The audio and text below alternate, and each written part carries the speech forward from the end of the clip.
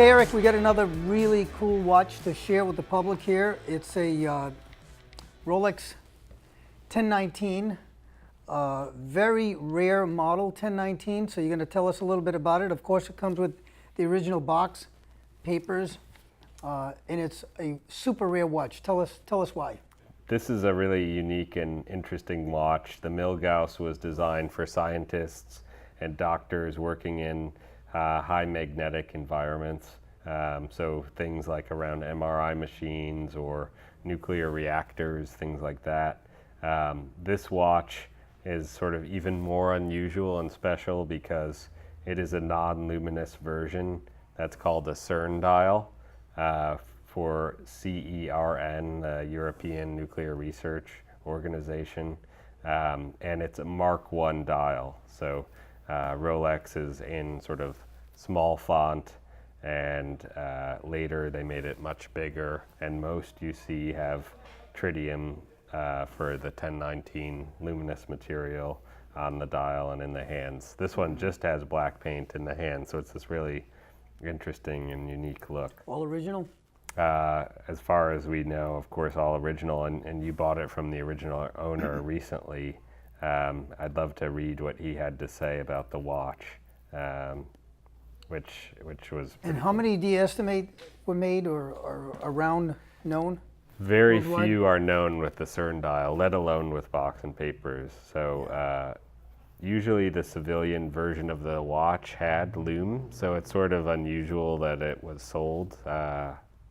Maybe they had it on the market, and maybe it was a mistake, maybe it was sent there as a mistake, who knows exactly. And what year is this, roughly? So the watch dates to about 1966, but it was sold in 1970. So I would imagine very few people were sort of looking for this watch as a civilian. Are you going to bid on this watch? I would like to, if with your permission. Sorry, you can't bid. Why don't you read us the story, yeah, though? so 'Cause it's kind of a cool so story. the owner told us that, this is the owner speaking, we transcribed it. He said, "My wife bought the watch for me in 1970 from Connolly and Brown in Detroit, Michigan. It was a gift from her to me. I really enjoyed wearing the watch, especially on our anniversary days.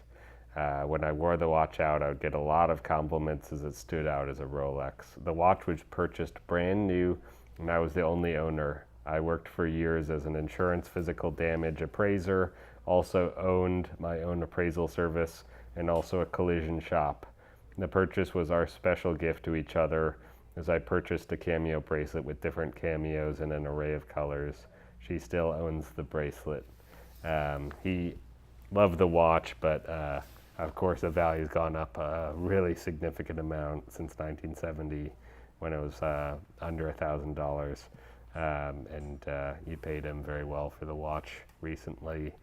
I'm really excited about this. It's one What's of the. our starting bid on that? Our starting bid is $17,000, and of course, dealers often ask really, really high prices for a watch like this with this dial. Yeah. And I personally have never seen one with the original papers. They're punched. It has his name and the date of the purchase, which was April 11th, 1970, right around the time of their anniversary. I would imagine that the retailer in Michigan was having a hard time selling this watch and maybe offered them a little discount on it. Possibly. Compared to a Submariner. Real cool piece. Thanks, Eric. Thank you. And you can bid on this watch in the Bob's Watches in collaboration with Win Vintage Rolex Box and Papers online auction running from September 5th through the 12th. To register, go to bobswatches.com/auction, and don't forget to bid, particularly on this lot, one of my favorites. Yeah. Good luck.